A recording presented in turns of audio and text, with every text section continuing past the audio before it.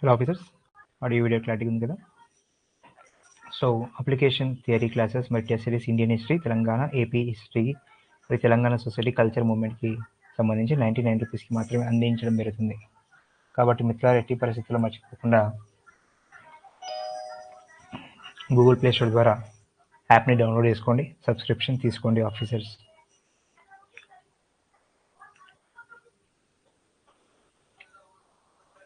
అదేవిధంగా ఇంగ్లీష్ మీడియంలో theory classes Indian history, Telangana culture society movement, AP history అందించడం జరుగుతుంది. మిత్రులు మర్చిపోవద్దు.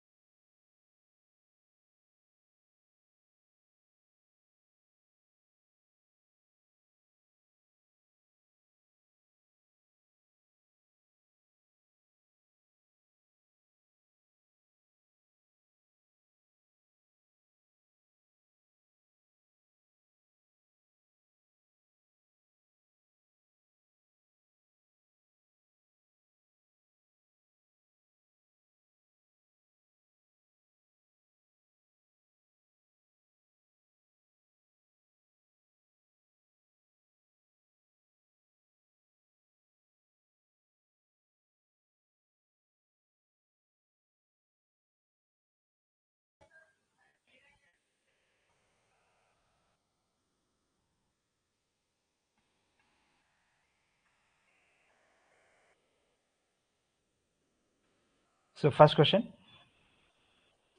ఈ క్రింది వానిలో ద్రవ్యపు బిల్లు యొక్క ప్రధాన లక్షణం కానిది ఏది? దీనిని దిగువ సభలో మాత్రమే ప్రవేశపెట్టవలను. దీనిని ఎగువ సభలో సవరించుట గాని లేక వ్యతిరేకించుట గాని చేయరాదు. దీనిని రాష్ట్రపతి సిఫార్సుతో మాత్రమే ప్రవేశపెట్టవలెను. దీనిని రాష్ట్రపతి తిరస్కరించవచ్చును, ఆమోదించవచ్చును, పునఃపరిశీలన నిమిత్తం వెనక్కి పంపించవచ్చు. సో ద్రవ్యపు బిల్లుకి సంబంధించినటువంటి ప్రధాన లక్షణం కానిది ఏది? సో సరైనటువంటి సమాధానం, దీన్ని రాష్ట్రపతి తిరస్కరించవచ్చు, ఆమోదించవచ్చు, పునఃపరిశీలన నిమిత్తం వెనక్కి పంపించవచ్చు అనేది ద్రవ్య బిల్లు యొక్క ప్రధాన లక్షణం కాదు.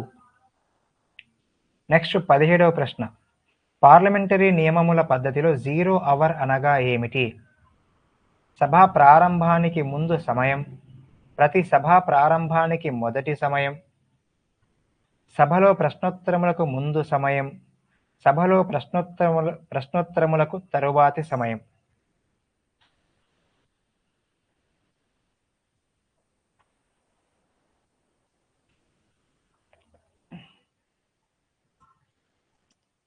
పార్లమెంటరీ నియమముల పద్ధతిలో 0 అవర్ అనగా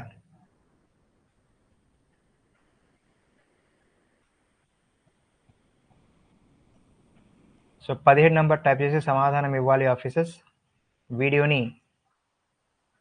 లైక్ చేయండి, షేర్ చేయండి, అదేవిధంగా యూట్యూబ్ ఛానల్ని కంపల్సరీగా సబ్స్క్రైబ్ చేయండి ఆఫీసర్స్. ఓకే, సో సభలో ప్రశ్నోత్తరములకు తరువాతి సమయం. ఓకే, సో ప్రస్తుత ప్రణాళిక సంఘ ఉపాధ్యక్షులు. ఓకే, సో ప్రస్తుతం ప్రణాళిక సంఘం ఉందా? సో లేదు, కాబట్టి లీవ్ ఇట్. సో మొట్టమొదటి భారతదేశ ప్రణాళిక సంఘ అధ్యక్షులు ఎవరు?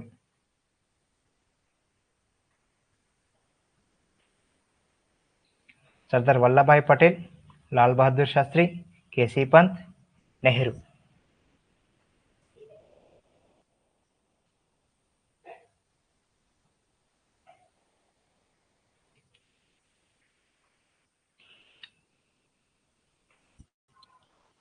సో మొట్టమొదటి ప్రణాళిక సంఘ అధ్యక్షులు జవహర్లాల్ నెహ్రూ గారు.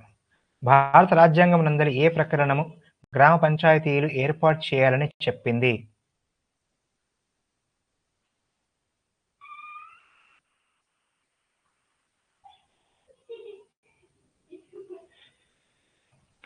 Article 39, article 41, article 40, article 42. భారత రాజ్యాంగం నందలి ఏ ప్రకరణము గ్రామ పంచాయతీలను ఏర్పాటు చేయాలని తెలిపింది?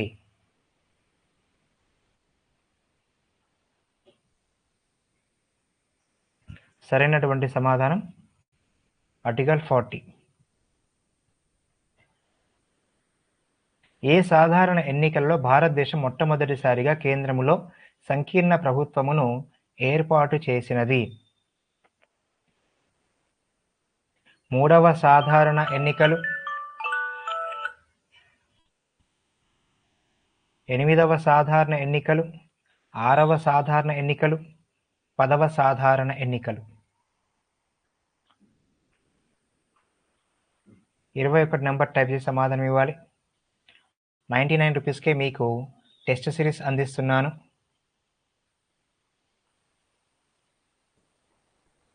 అదేవిధంగా 99 రూపీస్కే ఇంగ్లీష్ మీడియంలో మీకు క్లాసెస్ అందించడం జరుగుతుంది హిస్టరీకి సంబంధించి. సో 6వ సాధారణ ఎన్నికల్లో ఓకేనా కేంద్రంలో సంకీర్ణ ప్రభుత్వం ఏర్పాటు అయ్యింది.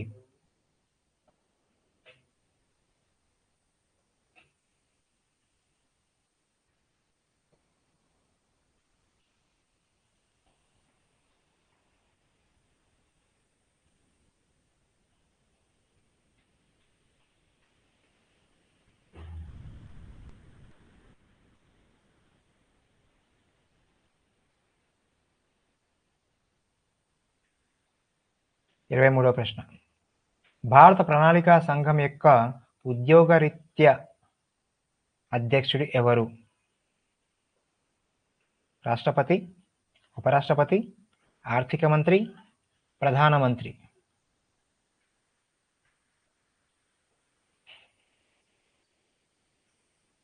సరైనటువంటి సమాధానం ప్రధానమంత్రి.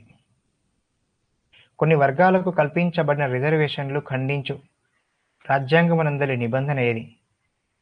Article 15, article 17, article 25, article 16. కొన్ని వర్గాలకు కల్పించబడిన రిజర్వేషన్లు ఖండించు రాజ్యాంగము నందలి నిబంధన ఏది? సరైనటువంటి సమాధానం ఆర్టికల్ 16. సివిల్ సర్వెంట్ల అవినీతి కేసులకు సంబంధించి విచారణను జరుపుటకు కేంద్రంలో ఏర్పాటు చేయబడిన కార్యాలయం ఏది? అవినీతి నిరోధక శాఖ, లోక్పాల్, కేంద్ర నేర పరిశోధక శాఖ, కేంద్ర నిఘా సంఘం.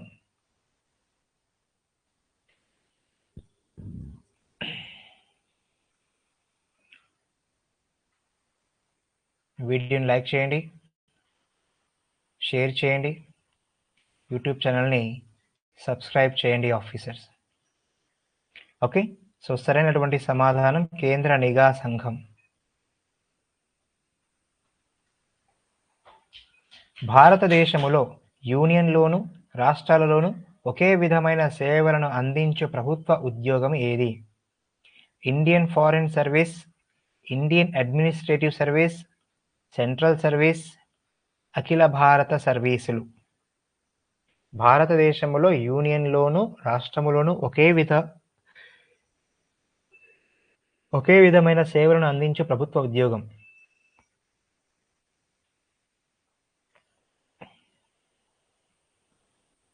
సరైనటువంటి సమాధానం అఖిల భారత సర్వీసులు. 27. భారతదేశంలో కొంతకాలం క్రితం నుండి న్యాయశాఖ ఒక కొత్త విశిష్టతను సంతరించుకుని జయప్రదమైనది. న్యాయ సమీక్ష, నిబద్ధ న్యాయ వ్యవస్థ, రాజకీయమైన న్యాయ వ్యవస్థ, క్రియాశీలక న్యాయ వ్యవస్థ.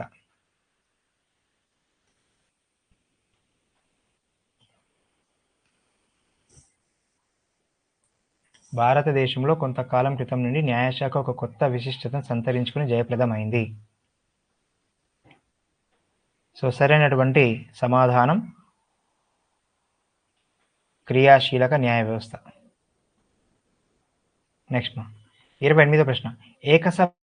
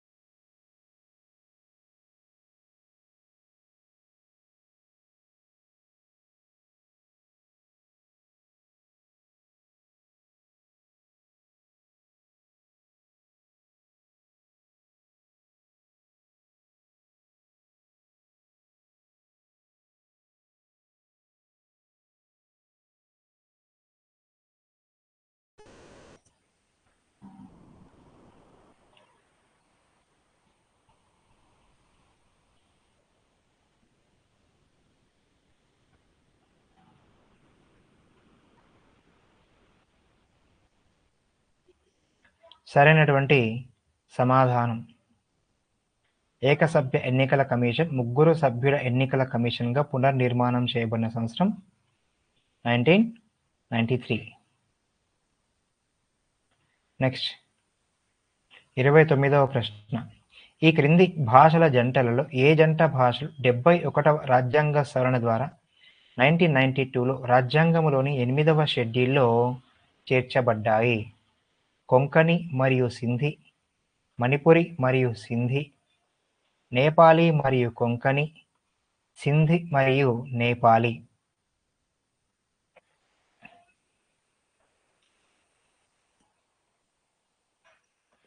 Okay, so question number 29 type చేసి సమాధానం ఇవ్వాలి ఆఫీసర్స్. సరైనటువంటి సమాధానం నేపాలీ మరియు కొంకణి.